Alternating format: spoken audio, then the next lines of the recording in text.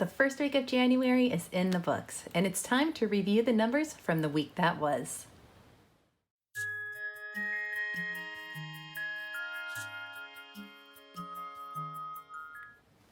Hello, and welcome back to Erin Twibbles Around Aimlessly.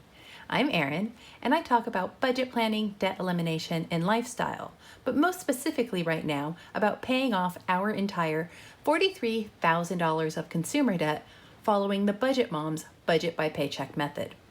In this video, I am sharing our first weekly check-in of 2021 to see how we are tracking and to keep myself accountable. So let's get started. So I am doing our spending tracker week by week. I know that the Budget Mom usually has a larger tracker and it is done for the entire month. But as you can see right now, we have a lot of transactions. We're working on it, but we do have a lot of transactions. So I have entered everything that we have spent our money on, whether it be mortgage, debt, expense, groceries, household spending, doggos, fuel, transport, and then also health. So these are all the funds that we are tracking. When that happened, whether it was a need or a want, and whether it was planned or unplanned. So I'm happy to say that pretty much everything that we had was planned. We had budgeted for it. We didn't do anything that was outside of the budget. We can start off by just tracking what our totals are in each of those categories. So for our mortgage, we have a total of 370. And this is where I'm going to break out with my handy dandy calculator. We had two debts that we paid, so 273 plus 274 for 547. Expenses, 1, 2, 3, 4, 5 expenses that we had come out of this paycheck. So this week, this paycheck, we budget from Wednesday to Thursday. So 19 plus 749 plus 348 plus 90 plus 185 gives us a total of 1,391. Groceries. So 100, I always take 100 immediately out of the grocery budget, give that to my husband. That's just his own money. I don't ask what he does with it. I don't ask for any change, nothing. So if he wants to go out and eat or anything like that, he can. So 100. A quick trip to Kohl's for $15. Another one for $35 on the 2nd. These are the little things that I really do need to stop doing. On the 3rd, Gary wanted he just wanted a 6-pack of beer, so we stopped and picked that up. This is not a mistake. This is not a case. This is not a carton. On average, a 6-pack of beer here in Australia, if it is not kind of on sale, like a super sale, which they'll maybe get as low as about $13, but they will usually run you between $23 and $26 a 6-pack.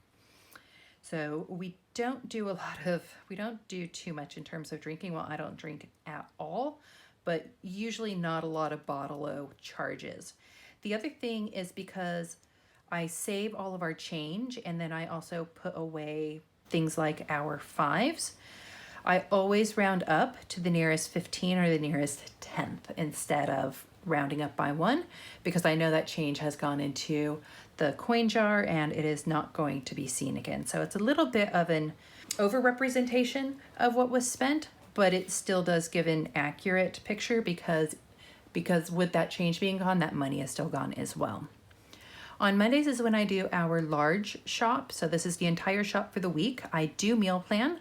I do have a set list that comes from that. We shop at 3 different stores usually, and that is at Kohl's, at Aldi, and at Woolies.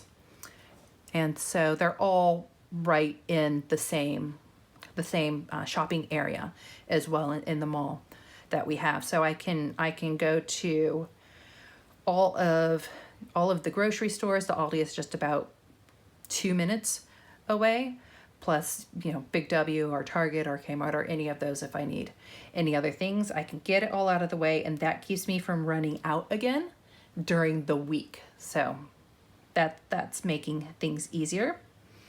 But $60 at Kohl's, $90 at Aldi, and just $5 at Woolies. There's one item I could not find at any of the others. So that gives us a total of $335 on groceries. Household includes things, so cleaning supplies, or if there's anything that we need to pick up for the office, or if there's anything that we need to pick up for yard work, anything like that, that falls into that household budget.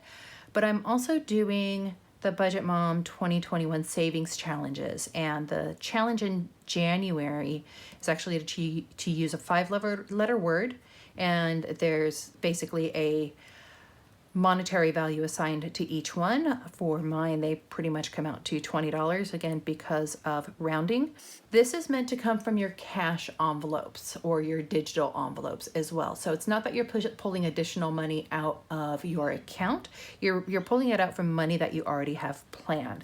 And this is actually kind of nice because it's going to force me to start spending less in some of those areas as well, because that money has already been taken out. So it'll be a good indicator of where I can reduce those. So this gets taken out on every Friday.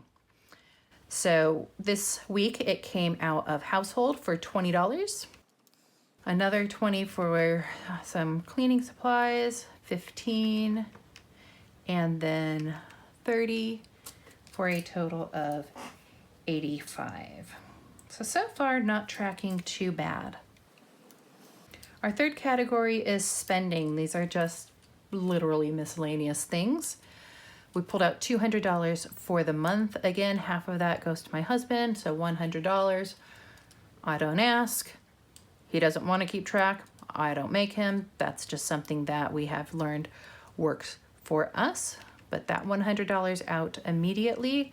And then I just had two things to spend. So a couple things that I picked up at Kmart and then at Aldi. And if you are not familiar with Australians, Kmart is essentially our Target. So our Targets here aren't particularly great, but our Kmarts are wonderful. So this is where you just kind of go to pick up one thing and you end up with 12 at a total of $165 there. And I really like this color coding because you can easily just find what it is that you're looking for. So I know nothing for the doggos.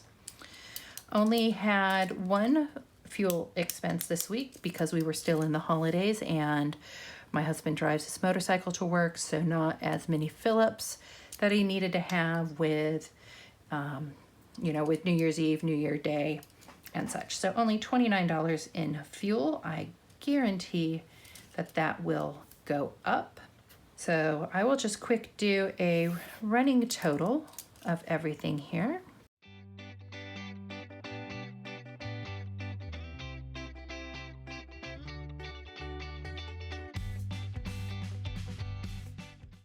And that gives us a grand total spent of $2,922. So if we compare this number to what we have been doing in our paycheck tracker, we'll see that we're really tracking quite well on our expenses. In fact, if we add all of these expenses together, we get $2,308, which then what we're only missing from this is the pool, the house insurance, and the loan that'll be paid out of the next paycheck. And again, this health insurance, because we have that credit from the mistake that they made of overcharging us for the past 5 or 6 years, then we should come out just $80 under 2,912. So everything on track there. Now that I have these numbers down here, I can actually do my comparison between what we took out for our envelopes and what we spent. And this is just the process I take that works for me. I know some people do it in a different, a different form or a different format, but I put down what we actually withdrew for that. So these actual numbers match what the budget was: $350, $150, etc. for $1,571. And if we go to our cash and envelopes, so what we took out, so these numbers is going to be our starting point. So we took out $350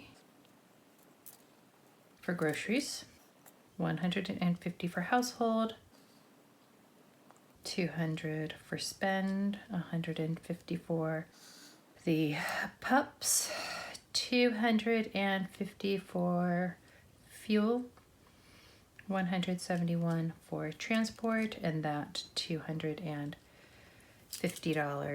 for groceries, $150 for household, $200 for spend, $150 for the pups, $250 for fuel, $171 for transport, and that $250 for health.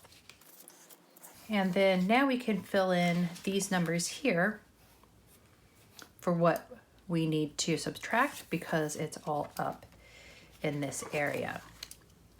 So we have $335 that was spent on groceries for a balance of $15. $85 on household, so $115 on household. $165 on spend, had nothing for the doggos. $29 for fuel, nothing on transport, and nothing yet on health. That will change next week. I have all of my appointments. And our total here from that, 1,571, that's what we had budgeted. What we have actually spent, 614.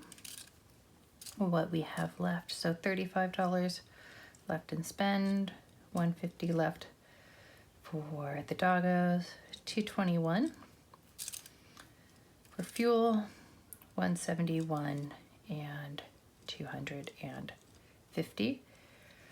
So we have $957 remaining. And then this is what we'll transfer down for next week. But that is our snapshot of where we are at right now. Everything stayed under budget. So yay, that is for me, that is really good.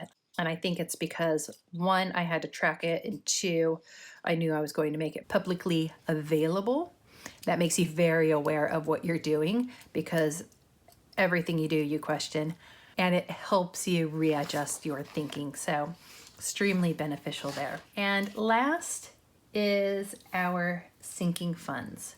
So sinking funds get both deposits and they also get debits. So our starting for them was $1,426 in the emergency fund, $2,722 in our regos, $1,155 in utilities, and $150 in maintenance. All the rest had nothing in them other than this other account, but that one is private. So that is a total of $5,503 to start. For regos, for emergency, we made a deposit of $40. Regos was $235. Utilities, $185. Maintenance, $190. Christmas, $50. Birthdays and holidays, $40. Subs, 16 for a total of $756. We also had 2 withdrawals, one from Rego, and so that was for $750. For utilities, we took out $400, and so I'll just put those in parentheses. But a total in debits of $1,150, giving us balances going into week 2 of $1,466. For emergency, $2,207 for Regos, $940 left in utilities, $340 maintenance, $50 in Christmas, $40 in birthdays and holidays, and $16 in substitutions. So everything is starting to grow. $5,059. And so we are lower than where we started because we had those big amounts taken out. So in terms of tracking along, I think we're actually tracking along quite nicely. This allowed making, and I've already made these payments. So I made on Thursday, so Transfer Thursday, if you want to call it that. I know a lot of people have Transfer Tuesday based off of what Pennies Not Perfection does. Thursday is what works for me, and hey, it still sounds the same. So Transfer Thursday, $1,925, and then an extra $134 to the credit card. So that was $54 that came in a reimbursement check, and then this $80 that we didn't have to pay to our health insurance. And that gave us a total of $1,925 plus $134. So this first week alone, purple, $2,059 and an extra debt payment. I am pretty chuffed with that. So I know it's only the first week and we're always excited for new things and gung-ho and yay, but I'm really hoping to continue sticking to this particular method. If the first week is indicative of how we are going to track for the rest of the year, I'm really looking forward to the upcoming weeks. This is a level of accountability I can't say that I think I've ever really imposed upon our finances before. So 1 week down, 51 weeks to go in our journey. And next week we start all over again and maybe look at a few other things as well. I'll definitely do some reflection in the process and then maybe fill out. I do have debt charts, so I'll color those in and probably put a picture of those up on my little tiny Instagram.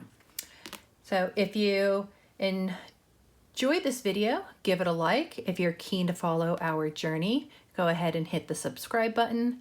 Don't hesitate to ask any questions or share any comments. We are all learning and we can all learn something from each other. As always, remember to choose kindness, show gratitude, and keep a positive mindset. And I will see you in the next video. Bye.